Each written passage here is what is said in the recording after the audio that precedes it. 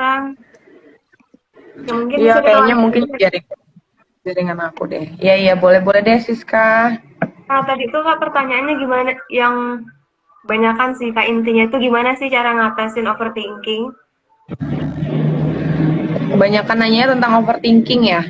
Ya, karena Overthinking. Kayaknya isunya banyak yang ngerasa overthinking sih. Aku juga mungkin berangkat. Aku kalau mau jelasin tentang teoritis, sebenarnya udah lama banget rasanya kalau apa namanya kita ngulik teori ya. Mungkin Kak lebih fresh nih ngebahas teoritisnya. Cuman karena aku udah mungkin base-nya lebih banyak experience, nemuin teman-teman yang juga ngobrolinnya soal overthinking, apa namanya kayak itu hal jadi topik yang umum banget, kayaknya semua orang hampir semua orang ngerasa overthinking, dikit-dikit kayaknya aku overthinking gitu. Perlu Kalau aku pribadi ketika kayaknya pernah deh ngerasa di posisi overthinking, di posisi itu ya, kayak ada beberapa hal yang membuat kita memikirkan sesuatu yang sebenarnya mungkin belum tentu terjadi, dan cenderungnya pada akhirnya nanti overthinking ini membawa kita pada kondisi yang penuh kecemasan, menyalahkan orang lain, bahkan menyalahkan diri kita, menyalahkan keadaan gitu. Nah, kalau yang aku pahami dari overthinking ini lebih kepada bagaimana cara pandang atau sudut pandang kita akan sesuatu, gitu. Eh, aku lihat Kak Siska buffering ya, atau gimana nih? Aku tetap mau lanjut atau gimana? Halo Kak Siska, halo Kak. Oh, halo. maaf banget Aku Kak. lihat videonya buffering, tapi suaranya masuk ya? Nggak kedengeran tadi Kak. Gak kedengeran ya? Iya, videonya buffering tadi. Oh, berarti suaraku nggak masuk ke situ. Kalau di sini videonya yang nggak masuk. Mungkin aku ulang lagi nih. Eh, Sebelumnya aku minta maaf nih sama teman-teman semua yang udah ngediain waktunya. Terus kita kayak punya kendala teknis di sini. Jadi bolak-balik kayak, Kak, aduh apa dari nih jam materinya 3 kok udah molor banget gimana sampai gitu. sekarang. Iya, dari jadwal kita molor, terus juga Iya. waktu apa teknisnya ini kayak jaringan aku juga nggak paham seperti apa ya. Inilah sih beberapa hal yang jadi fenomena emang benar kita hadapi. Maksudnya sesuatu real yang kita hadapi, hal-hal yang tidak terduga gitu. Dalam hidup kita nggak banyak banget kan yang tidak sesuai ekspektasi. Jadi kalau ranahnya ini lari ke overthinking, salah satu hal yang membuat aku berpikir dalam menjalani hidup ini ketika kita merasa segala sesuatu tuh bisa kita kontrol, itu sih yang ngebuat jadi kayak overthinkingnya, bisa nggak ya kalau dia begini, kalau begitu, kalau misal aku begini begitu, itu kan suatu hal yang kadang kita lupa meletakkan realistis, sisi kita yang realistis. Seperti contohnya kayak gini, realita harapannya ekspektasi jam 3 kita udah mulai ya teman-teman semua, terus kita udah tahu nih materi apa aja yang mau kita bahas, kita mungkin sudah banyak banget yang mau kita ulik-ulik gitu. Ternyata ya molor 5 menit, 15 menit, kemudian ada teknis yang bolak-balik, kita keluar, saya masuk, terus kasih skanya keluar, jadi ganti-gantian gitu.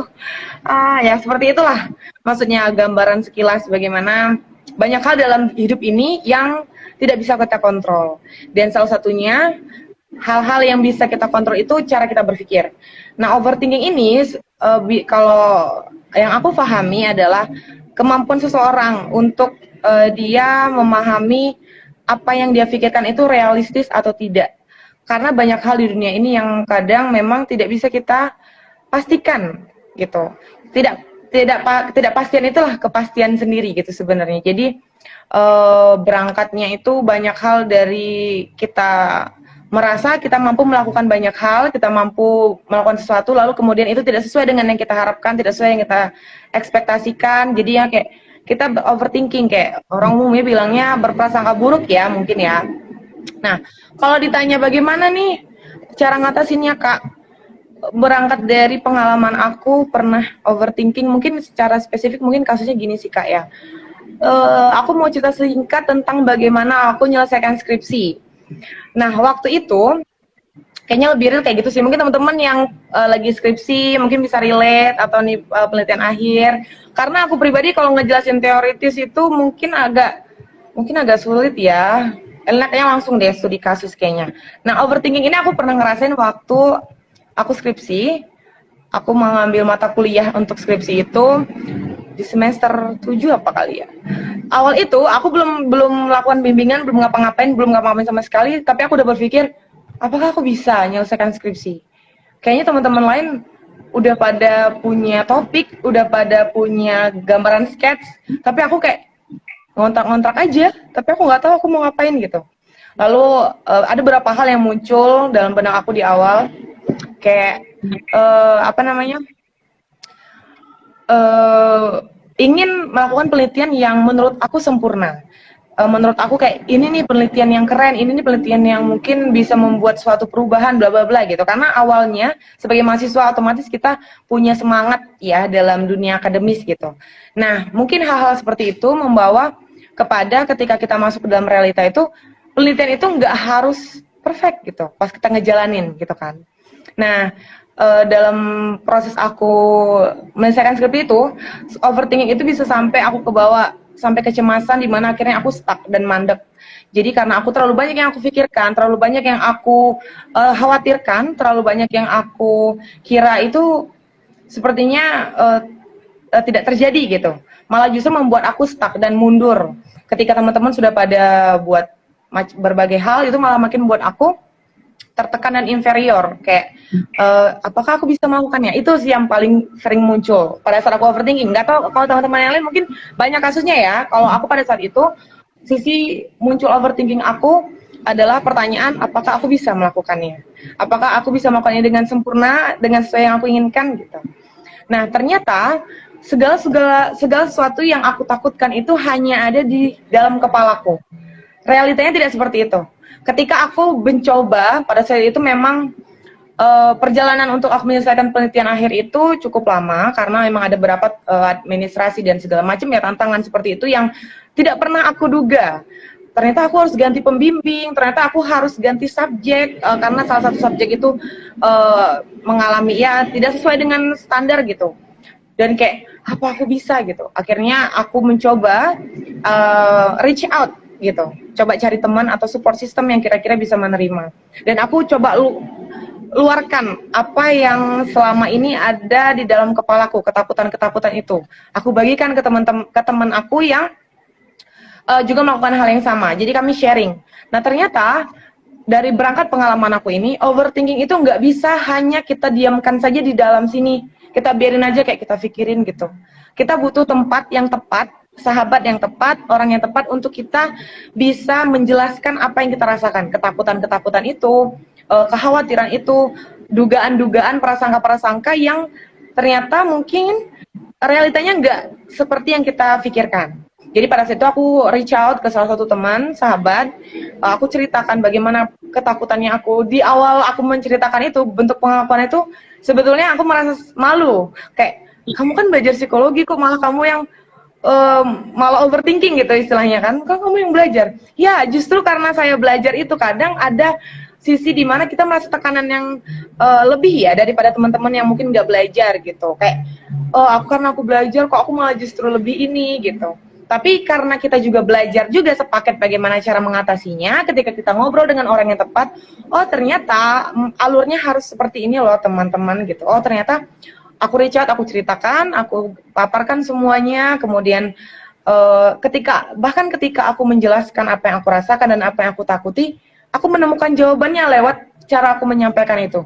Oh ternyata aku hanya takut kalau aku nggak bakal selesai. Bandingkan dengan teman-teman yang lain, bukan soal betapa bagusnya penelitian itu, tapi bagaimana kita konsisten dengan proses. Itu aja gitu.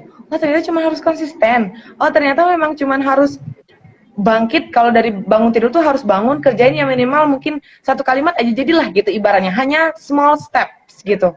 Oh ketakutan itu muncul karena kita nggak ngelakuin apa-apa. Seringkalinya seperti itu. Dan mungkin sudut pandang kita yang kecil, dalam artian kayak kita mungkin kurang berdiskusi, kurang mencoba open terhadap apa yang terjadi di sekitar kita, sehingga kita membuat kesimpulan yang cepat. Nah kesimpulan yang cepat tadilah yang membuat kita semakin terbebani gitu, dengan dia kayak gitu, kayaknya aku udah bisa gitu. Padahal sebenarnya banyak hal yang bisa kita gali, banyak hal yang bisa kita ungkap dari berbagai fenomena itu. Jadi ketika kita sebenarnya mampu untuk reach out dulu. Kalau menurut aku overthinking itu cara utama yang paling berdasarkan pengalaman aku yang paling realistis dilakukan adalah reach out ke orang terdekat, orang yang kita bisa percaya dan percaya sama kita, sehingga kita menumpahkan semua yang kita takuti, semua yang kita khawatirkan itu hanya dengan menumpahkannya saja, itu udah cukup mengurangi beban overthinking itu. Mungkin jawaban ini bisa memberikan sedikit gambaran lah ya dari teman-teman yang bertanya tentang overthinking. Gimana Kak Siska? Jadi pertama yang harus kita kendalikan tuh pikiran kita sendiri ya Kak. Iya. Kan ya. Menemukan orang yang tepat untuk mencurahkan semuanya sih. Iya. Mungkin bisa aku tambahin. Oh iya boleh. Di sini ketika overthinking ini kan berpikiran berlebihan. Segala sesuatu yang berlebihan kan memang nggak baik ya, kita tahu semua gitu ya. Nah, berpikir, berarti konsep yang menjadi permasalahan sini adalah kerangka berpikir, konsep berpikir. Jadi teman-teman yang mungkin kuliah, kemudian memang sebelumnya bersekolah, dalam kegiatan pendidikan kita itu pada dasarnya kita diberikan kesempatan atau melatih konsep dan cara berpikir. Sebenarnya segala macam tugas yang diberikan oleh dosen, oleh guru-guru kita, maupun dalam organisasi yang kita lakukan itu membantu kita untuk membentuk konsep berpikir yang harusnya bisa lebih terbuka, fleksibel dan luas dalam menyikapi suatu fenomena atau suatu kejadian. Itu yang sebenarnya tanpa kita sadari selama ini kita diberikan fasilitas itu. Kenapa malah justru ketika kita dihadapi sesuatu kok kita mandek ya?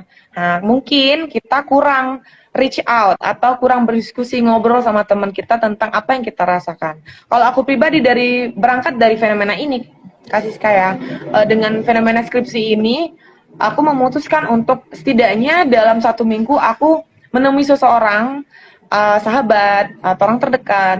Atau mungkin aku ada kayak bukan jadwal rutin ya, cuma jadi rutinitas sih, ngobrol sama orang tua gitu. Hari ini aku ngapain, terus aku cerita bagaimana aku menghadapi seseorang atau menghadapi sesuatu kerjaan gitu. Jadi membuat aku ketika aku meluapkan, menceritakan, ternyata dari situ aku bisa melihat pembelajarannya gitu, ada hikmahnya gitu. Oh ternyata kalau aku menghadapi ini begini loh pembelajarannya ya gitu. Jadi konsep kita berpikir yang dibentuk selama kita menempuh pendidikan itu sebenarnya membantu kita untuk survive dalam berbagai fenomena dalam hidup kita. Jadi malah bukan justru menambah beban berpikir kita gitu. Semestinya seperti itu ya, apalagi sekarang kalau bisa aku pahami isu kesehatan mental ini udah ibaratnya sudah mulai sangat-sangat hype. Kayaknya hampir menjangkau setiap orang yang punya gadget gitu. Nah, otomatis di sini cara kita untuk reach out, misal kita nggak punya teman terdekat atau orang yang kita percaya, kita bisa konseling online, kita bisa menemui psikolog dan layanan psikologi itu banyak gitu. Teman-teman yang kayak konselor sebaya itu tuh benar-benar memfasilitasi. Jadi teman-teman yang memang apalagi mereka sudah dibekali nih dengan kemampuan untuk konseling gitu. Jadi bukan sekedar curhat asal yang kemudian nanti kita disalahin gitu, tapi lebih ke bagaimana kita mengosongkan pikiran kita untuk mendapatkan hal yang baru. Jadi udah kita numpahin itu supaya kita kosong. Kepala kita tuh biar bisa lepas gitu. Sudah kosong, nanti kan kita udah ngobrol nih sama teman, sama orang terdekat. Jadi ada hal baru yang masuk. Oh, ternyata begini. Makanya kita bisa menemuin insight atau fenomena. Itu jadi hikmahnya gitu. Gitu Kak Siska.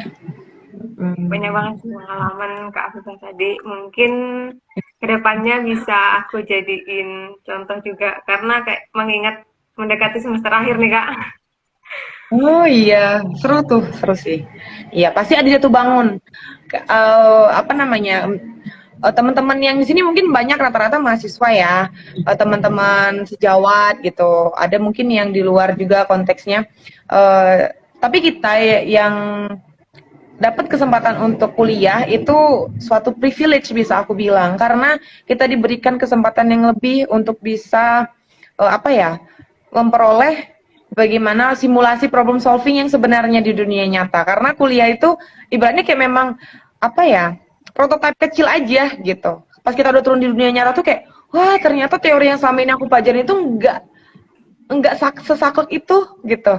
Kan di teori ini gitu. Padahal pas kita turun ke lapangan. Jadi bagi aku ketika kita menghidupkan psikologi dalam hidup kita pribadi itu adalah ketika kita bisa melihat bagaimana fenomena itu terjadi apa adanya, dan itu kita bisa memandang itu sebagai apa, suatu fenomena yang jadi pembelajaran, jadi observer ulung gitu. Jadi kita bisa bantu teman-teman yang lain. Jadi bahkan orang yang tidak, ada juga sih beberapa orang yang mungkin tidak memahami dunia psikologi, tapi dia punya main konsep yang keren gitu. Nah kita bisa belajar dari mereka juga. Jadi banyak hal sih sebenarnya. Jadi isu kesehatan mental ini mungkin memang dipelopori oleh teman-teman rekan-rekan kita yang dari dunia psikologi, tapi kita juga bisa apa namanya ya, merangkul teman-teman yang lain untuk memahami bahwa kesehatan mental ini isu kita bersama, bukan hanya teman-teman yang belajar psikologi aja gitu, tapi semuanya. Kita juga bisa belajar tentang manajemen stres, manajemen bagaimana mengelola overthinking gitu. Kan hal-hal yang simpel sih sebenarnya. Justru kadang bagi aku hal-hal simpel itu bukan sekedar hal yang simpel, malah justru itu intinya. Gitu. Hal kecil itu nggak kecil gitu. Oke. Kak, ini ada yang masuk di komentar. Kak bisa ceritakan apa yang kita nih ya? Overthinking kan mungkin ya. Tanpa ataupun konseling. Tanpa ke teman atau ke konseling ya. Oke. Berangkat dari pengalaman aku juga mungkin dari Kak Pisa Hutsi. Hai Kak, thank you udah ngasih pertanyaan juga, mungkin jadi bahan obrolan kita ya. Aku pernah di momen waktu itu, nggak apa ya ceritanya, cerita pribadi gitu ya, mungkin bisa relate sama teman-teman semua. Aku pernah di momen waktu itu usia aku remaja, kelas 3 SMP, dan pada saat itu aku kehilangan orang tua. Aku dari pihak bapak ya. Nah pada saat itu usia remaja itu usia yang lumayan berat ya. Kita pahami itu storm and stress gitu, penuh dengan tekanan, penuh dengan badai ibaratnya. Dari masa-masa yang benar-benar perubahan itu, aku memiliki kesempatan belajar dari sisi kehilangan orang tua. Nah, otomatis pada saat itu sebagai remaja aku merasa tidak ada nih orang yang mengerti aku. Nah, pada saat itu aku melewati masa-masa kehilangan itu dengan cara menulis dan mendengarkan lagu. Nah, mungkin ada nih sekilas pembahasannya ke situ. Bagaimana kita menceritakan yang kita overthinkingkan tanpa ke teman atau konseling? Sebetulnya aku lebih menyarankan kita cerita. Cuman mungkin ada beberapa kondisi yang kayak kita mungkin butuh waktu dulu untuk memahami apa yang terjadi dengan kita. Kalau aku lebih ke menulis tadi. Nggak harus nulis rapi, kayak nulis novel kok. Aku lebih ke kayak sketch gitu, apa yang kamu rasain. Nggak juga harus tentang apa yang kamu rasakan, tapi kamu tulis aja. Kalau aku dulu kayak gitu ngelewatinnya. Jadi ada momen dimana aku emang menulis hampir setiap malam. Aku menulis tentang apa yang aku rasakan, apa yang aku inginkan, apa yang semestinya terjadi gitu. Dan beberapa pertanyaan tentang hidup ini gitu. Jadi waktu zaman remaja itu begitu banyak pertanyaan aku tentang mengapa sih aku harus begini, mengapa begitu, jadi banyak pertanyaan. Seperti sebenarnya overthinking ini isunya udah lama banget ya. Hal-hal yang kita pikirkan itu sebenarnya membutuhkan cara yang tepat untuk mendapatkan jawaban. Memang nggak semua pertanyaan dapat jawaban, tapi kita butuh caranya gitu kan. Jadi mungkin untuk Kak Pisa Hutsi bisa dengan cara menulis. Ada juga kalau nggak salah ya art terapi itu menulis ya. Aku pernah dengar sih, cuman aku nggak bisa nyebutin karena aku bukan basic di situ. Cuman aku pernah sekilas. Iya art terapi ya, seni ya. Ada yang menggambar.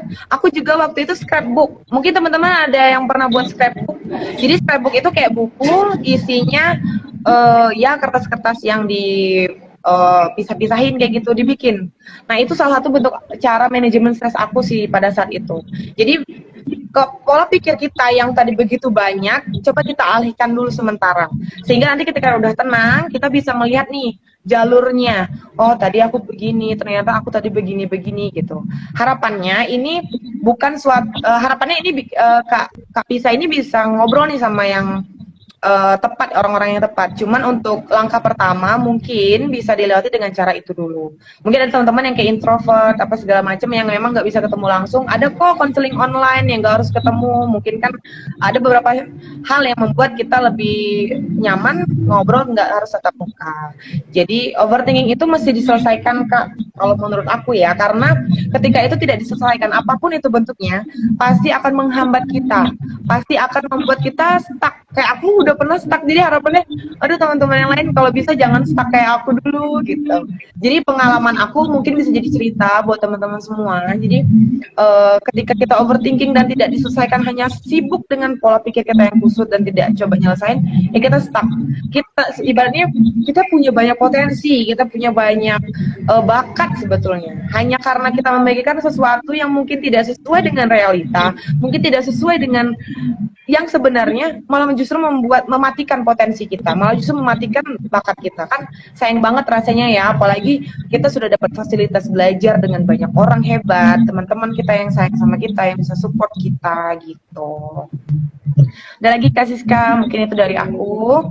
Dari pengalaman Kak Viva tadi sama juga sih Kak, mungkin aku juga dulu sering menuliskan apa-apa yang berasain sama aku tulisin, karena jujur aku pribadi sulit buat percaya ke orang lain. Jadi emang bener-bener lama banget, udah kenal lama baru bisa bener-bener percaya dengan orang itu. Nah, mungkin kita lanjut karena sebenarnya kita punya pertanyaan nih Kak. Ya, nggak apa-apa. Ada yang masih perbedaan, apa sih perbedaan manipulatif dengan playing victim? Bisa ya. Oke. Oh, jadi kita topik kita memang karena kesehatan mental itu luas. Jadi pertanyaannya bisa random teman-teman. Tergantung mau nanya apa nih gitu. Karena memang kalau yang aku pahami, kesehatan mental ini yang bisa menyentuh berbagai macam aspek gitu. Dari sisi positif, dari gangguan gitu ya, dari umum gitu, dari berbagai ranah lini juga sebetulnya. Nah, jadi kita coba bahas tentang manipulatif dan playing victim ya. Yang aku pahami tentang manipulatif itu, yang paling menonjol adalah seseorang melakukan apapun untuk mendapatkan kepentingannya, untuk menyenangkan dirinya. Itu manipulatif yang aku pahami. Kalau playing victim, itu dia menjatuhkan kesalahannya ke orang lain. Dia ibaratnya kayak lempar batu sembunyi tangan gitu, jadi aku yang salah tapi aku lempar ke orang gitu. Nah itu sih contohnya seperti ini. Misalnya ada pacaran, ada A dan B berpacaran, kemudian si yang cowok yang B ini bilang sama si cewek, ini sisi yang manipulatif ya gitu. Misalnya mereka melakukan hubungan seksual sebelum menikah, lalu perempuannya hamil, kemudian si perempuan otomatis meminta pertanggungjawaban, lalu si laki-lakinya bilangnya gini, untuk manipulatif nih, kamu bahasanya kurang lebih seperti ini ya, kalau coba kamu yang ngasih tahu aku, coba kamu yang ngelarang aku, pasti ini nggak bakal terjadi gitu. Jadi dia kayak dia nggak membuat seseorang itu merasa bersalah gitu. Jadi itu dia nggak mau dirugikan gitu. Dia nggak mau dirugikan sendiri kalau orang manipulatif gitu. Jadi dia nimpalin ke orang. Tapi kalau dia mengambil keuntungan itu, mengeksploitasinya gitu. Pokoknya dia nggak mau rugi gitu. Kalau playing victim kan dia ngelempar kesalahan. Jadi kayak apa ya contohnya yang lebih real ya. Kalau kakak ada nggak kira-kira ide contoh yang playing victim di mana? Ada nggak pernah real? Kalau aku ada sih beberapa kali yang waktu ngelewatin fase-fase pacaran tuh biasa seringnya kayak gitu kalau orangnya yang kurang gimana gitu ya. Mungkin langsung aja studi kasus ya kan biar seru. Soalnya kalau teori-teori mungkin bosen orang mah ya kan. Mungkin teman-teman lebih relate juga sama yang kasus playing victim misalnya. kayak yang tadi Kak Fifah sebut sih. Nah, Hmm. kayak ini tentang teman gitu sih Kak, kayak ada satu kejadian. Tapi di mana kayak sebenarnya dia nih yang salah, dia yang membuat orang itu jadi ada kesalahpahaman. Itu tuh karena dia yang ngomong sana sini, ngadu sana sini. Nah, tapi Ah, ngomong ke orang lain, ngomong ke orang lainnya, hmm. Siska yang tanyain Siska tuh yang ngomong, Siska tuh dia nggak Oh, mau menyakiti, padahal dia sendiri yang ngadu sana, ngadu sini gitu Kak. Terus dia nyalahinnya Siska. oh iya iya bisa jadi salah satunya kayak gitu. Aku pernah ngadepin salah satu cerita dari teman aku juga ketika dia masuk ruang lingkup pekerjaan dan saat itu kita berpakaian seperti biasa seperti itu kan. Cuman memang ada beberapa hal yang membuat isu yang paling menarik ini juga salah satunya isu-isu kekerasan seksual secara verbal gitu ya. Seperti misalnya nih, teman aku ini dapat lontaran kata-kata, kamu kalau pakai bajunya jangan ketat dong, itu mengundang gitu. Itu playing victim, bentuk salah satu yang real sih kalau aku bisa bilang karena kayak iya aku pakai baju kita biasa, cuman karena cara pandang dia melihat itu seperti kayak mengundang. Kita nggak ngundang, kita pakai jilbab biasa gitu. Dia menyalahkan kitanya gitu. Sisinya itu dia menyalahkan kita atas perbuatan dia yang merasa dia diundang untuk melakukan kekerasan seksual gitu. Nah itu salah satu bentuk verbalnya kelihatan. Jadi manipulatif dan playing victim ini bisa kelihatannya itu langsung dari kata-kata yang dilontarkan kepada si objek gitu, pada korban. Dan biasanya mereka punya karakteristik kepribadian yang bisa aku katakan rapuh. Kenapa?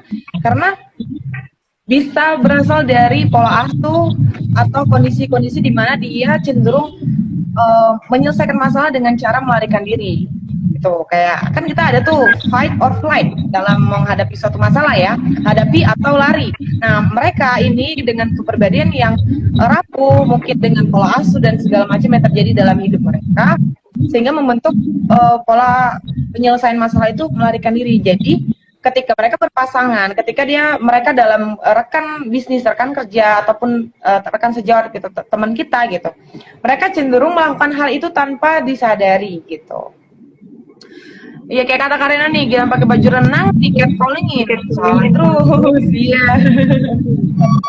Iya, banyak kasus yang seperti itu ya. Jadi hal-hal yang seperti itu benar-benar jadi permasalahan utama sih karena dalam kesehatan mental ini kadang isu yang begitu luas sehingga segala aspek itu sebenarnya bisa kita bahas dan waktunya cukup panjang. Mungkin banyak teman-teman yang bisa jadi narasumber juga selain aku buat kita bisa discuss banyak banget gitu.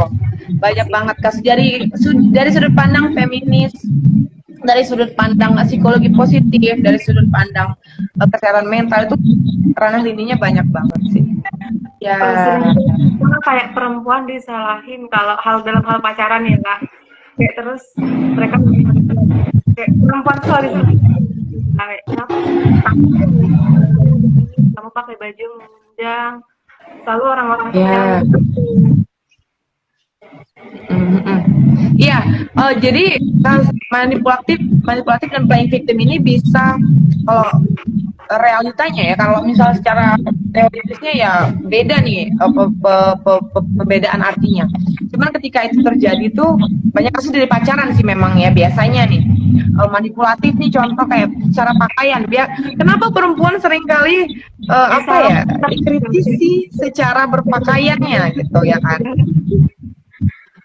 Jadi kayak manipulatifnya sih bahasa cowoknya gini, kamu nggak boleh pakai jilbabnya ditaruh atas dada, harus tutup dada, nanti kamu diliatin orang. Yang boleh lihat itu cuma aku, kata dia, misalnya gitu. Itu ngambil keuntungan di sisi dia tanpa, dan jika kita sebagai individu yang sehat secara mental dan memahami bahwa ada beberapa red flag dalam relationship, mestinya itu menjadi big no gitu. No, kita berpakaian karena kita suka. Dan itu tidak ada apa namanya ya. Tidak ada ruang yang disediakan untuk laki-laki mengatakan bahwa menurut pandangan saya untuk apa namanya bilang kamu nanti diliatin orang, diliatin ini, diliatin anu. Kita nggak tahu orang ngeliatin kita atau enggak gitu loh. Itu bahasa yang apa ya, benar-benar membuat kita merasa dipojokkan dan kemudian dikontrol. Nah, kondisi orang yang mengontrol ini, manipulator itu dia senangnya mengontrol orang.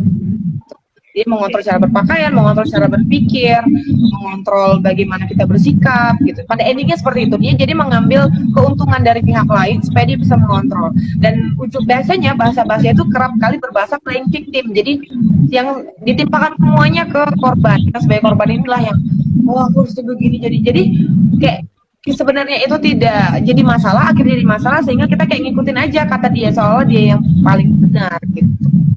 Oke, jadi ini ada dari Kak Rulan nih. Jadi gimana cara kita menghindari orang yang manipulatif? Oke, pasti otomatis ketika kita tahu masalahnya apa, kita nyari gimana ya cara menghindari orang-orang yang manipulatif gitu. Nah, sebenarnya orang-orang manipulatif ini, menurut aku gampang banget buat diketahui gitu. Dari segi bahasa tadi kan dia sering membicarakan sesuatu yang kasusnya sempit gitu. Kayak kamu nggak boleh begini. Mereka punya sudut pandang. Mereka punya sudut pandang yang begitu sempit dan kerap kali menyatakan bahwa sesuatu itu tidak benar kita lakukan dari sudut pandang mereka. Jadi kelihatan banget sih dari sinyal-sinyal kayak tadi red flag ketika dia bilang kamu nggak boleh kayak gini, kamu nggak boleh begitu, cuma boleh kayak gitu sama aku misalnya, cuma boleh kayak gitu di rumah aja. Nah ketika kita dengar bahasa-bahasa yang mengatakan tidak boleh begini begitu dan seolah-olah kita ini adalah miliknya, seperti kita ini adalah objek yang bisa dikontrol, itu udah jelas manipulator atau mereka suka mengontrol orang gitu. Itu udah jadi red flag sih Kak Rulan. Jadi kalau kita ketemu orang-orang yang tipikalnya seperti itu, mungkin di PDKT mungkin banyak nggak ketahuan ya ketika kita sama lawan jenis misalnya, karena masa-masa itu biasanya kita menampilkan sisi terbaik kita. Nah, maka itu menurut aku pentingnya ketika kita dalam pendekatan itu kita mengenali seseorang bukan hanya dari tampilan, tapi bagaimana cara dia berpikir, bagaimana dia menyelesaikan masalah, bagaimana dia menghadapi suatu tekanan, dengan cara apa? Lebih banyak lebih banyak diskusi. Jadi kita mungkin merasa enggan ketika ngobrol sama orang, tapi cobalah ketika kita dalam satu relationship, kita memutuskan secara sadar untuk punya suatu relationship, kita mesti tahu bahwa orang yang akan membersamai kita, pasangan kita adalah orang yang suportif, bukan orang yang mengontrol. Itu yang paling penting. Jadi ketika kita ber-PDKT banyak bertanya, menurut kamu ibu itu seperti apa sih? Misalnya nih ya, kita mau melihat bagaimana dia diasuh, bagaimana cara pandang dia dengan orang tua dia, itu bakalan bisa menjadi gambaran sedikit bagaimana dia akan memperlakukan kita, bagaimana dia akan memperlakukan orang lain, bagaimana dia akan memecahkan suatu masalah gitu. Kelihatan dari sikap, dari cara bahasa. Itu sih Kak Rulan, mungkin cukup. Kalau ada pertanyaan silakan. Ya Kak Sika. Rulan, sudah terjawab mungkin Kak? Oke.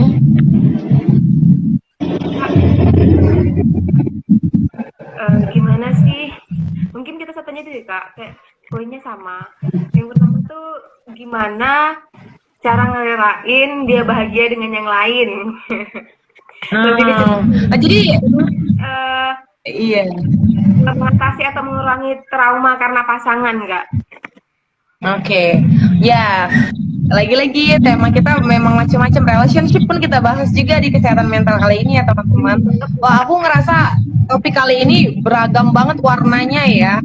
Terus pertanyaannya juga keren-keren sih, karena teman-teman berarti punya kemauan nih buat cari tahu apa sih yang harus aku lakukan gitu, apa sih yang harus aku perbaiki gitu. Aku salut sih sama teman-teman yang mau coba belajar bagaimana kita menyelesaikan sesuatu dengan cara bertanya dengan orang-orang sekitar kita. Salah satunya fasilitas yang kita buat nih, kita bikin live IG terkait kesehatan mental.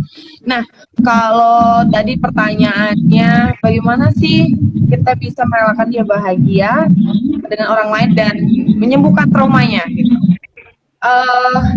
Always aku balik lagi ke mungkin ke pengalaman, jadi mungkin bisa jadi insight sedikit banyaknya buat teman-teman gitu.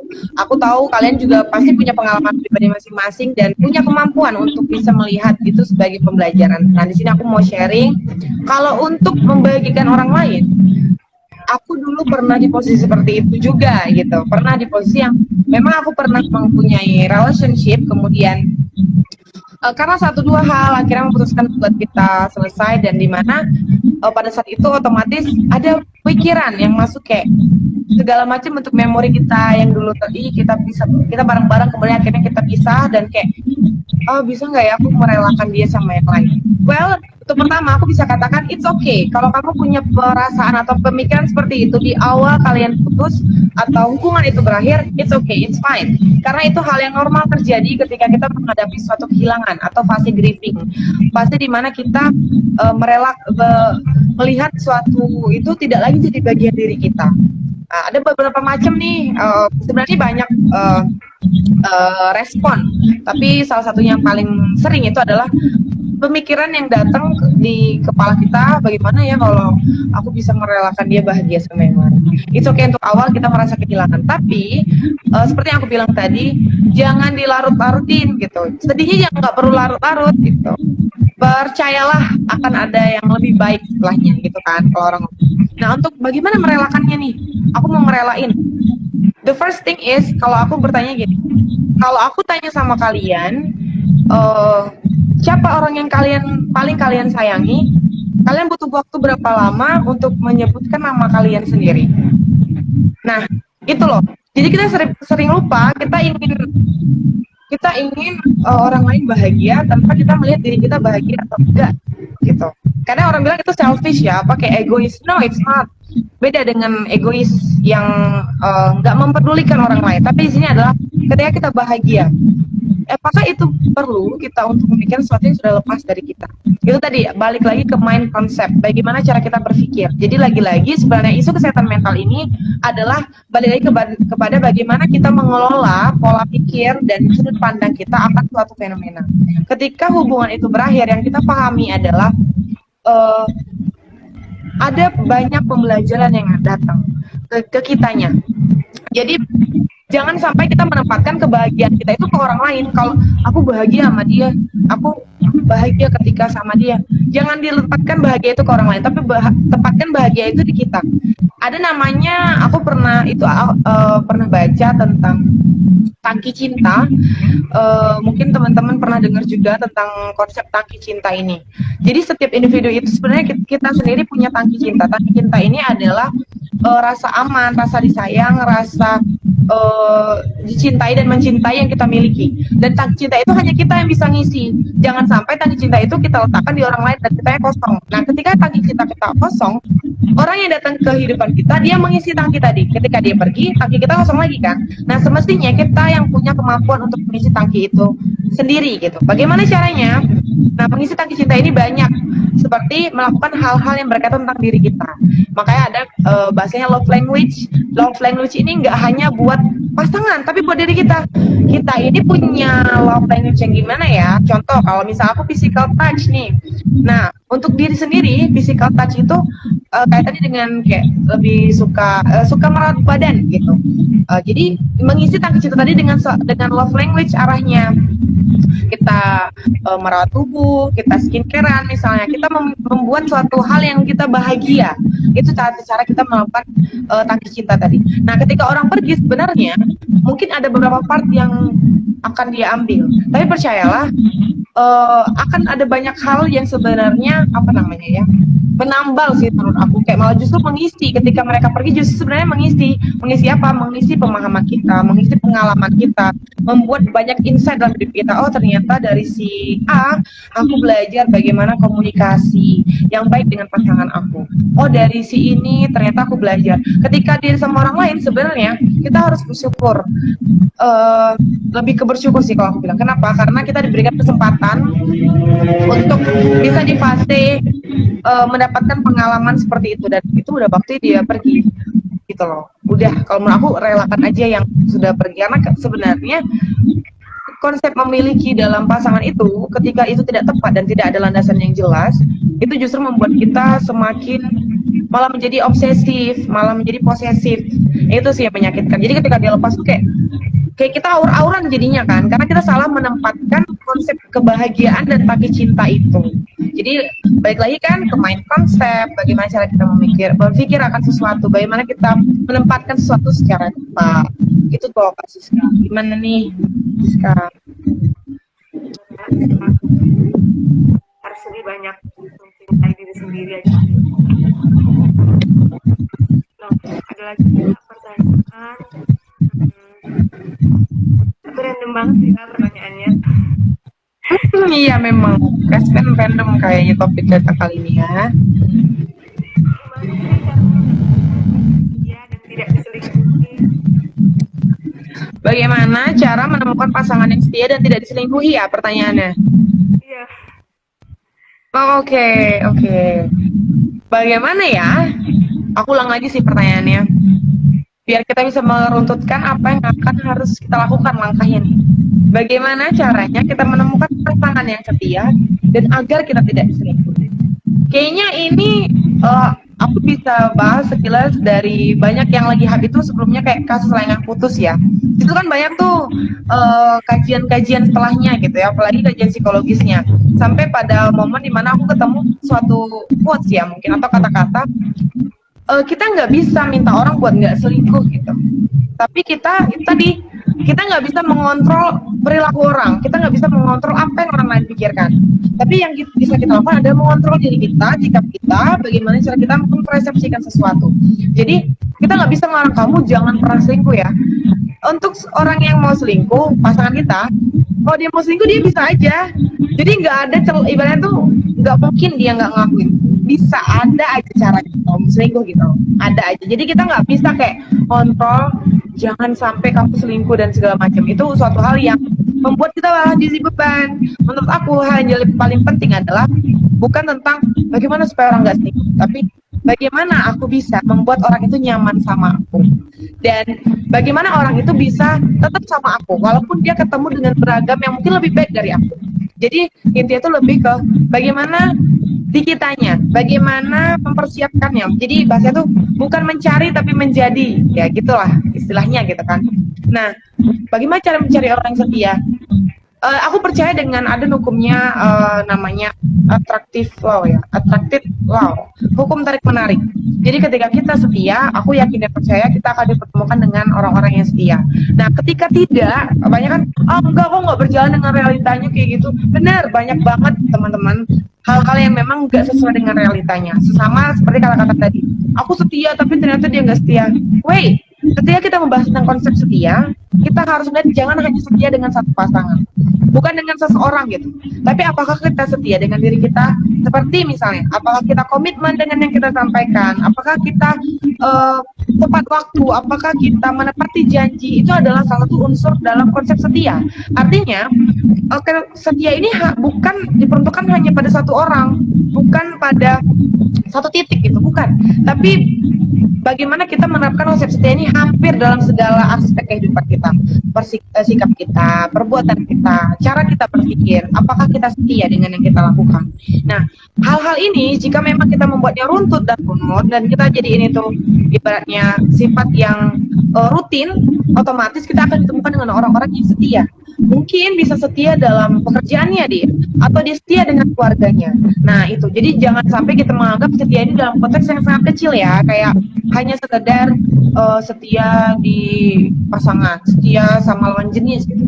No, setia itu luas. Dan soal selingkuh, itu tadi kita nggak bisa kontrol kitanya yang menjaga komitmen. Jadi ketika kita dalam satu relationship, sebelum ke relationship, bahkan dalam kehidupan kita dari awal, menurut aku kita sudah diajarkan bagaimana cara berkomitmen, cara menepati janji.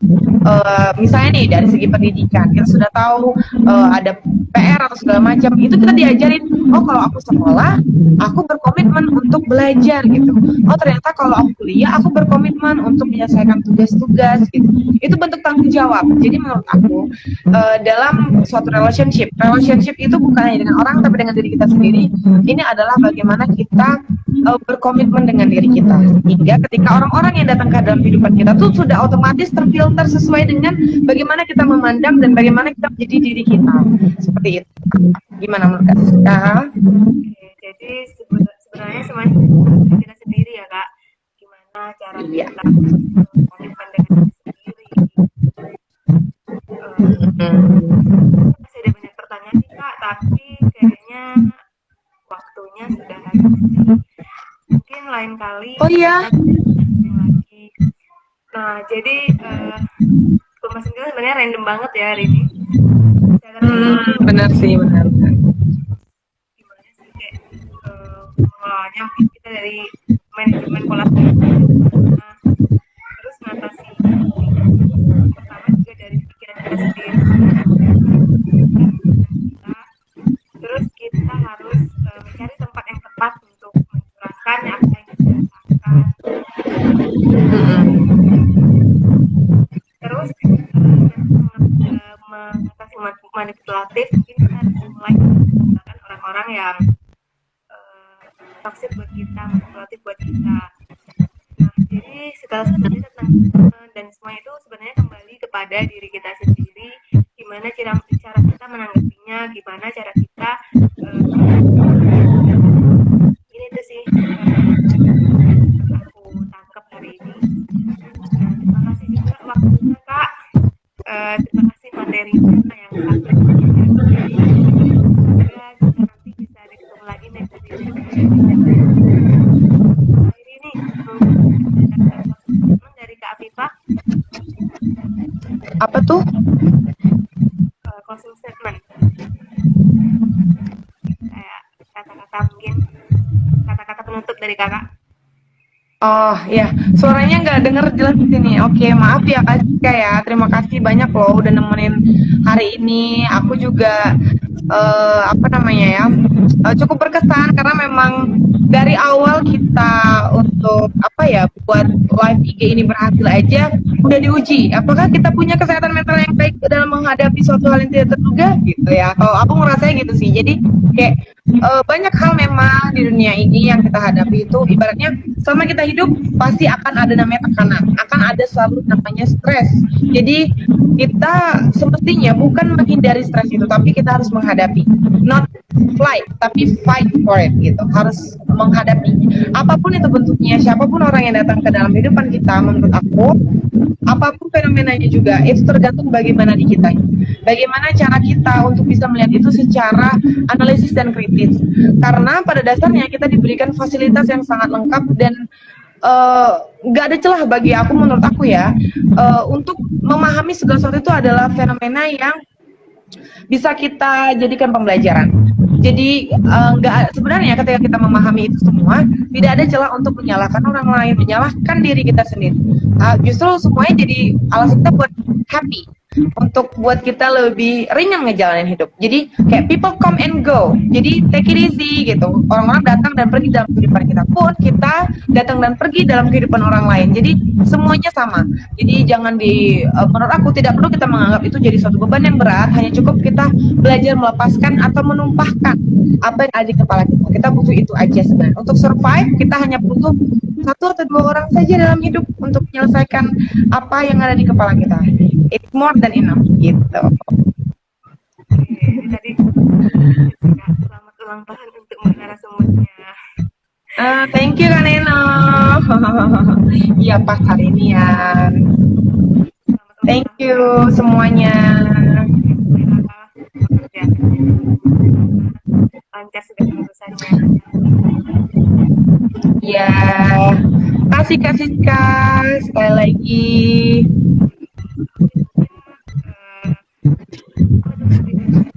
Aku minta maaf. Iya dimaafkan, saya juga mau repetin kalau ada hal-hal yang tidak berkenan. Terima kasih Kak Kevin. Assalamualaikum. Waalaikumsalam warahmatullahi wabarakatuh. Bye semua. See you. Ini aku langsung keluarin ya.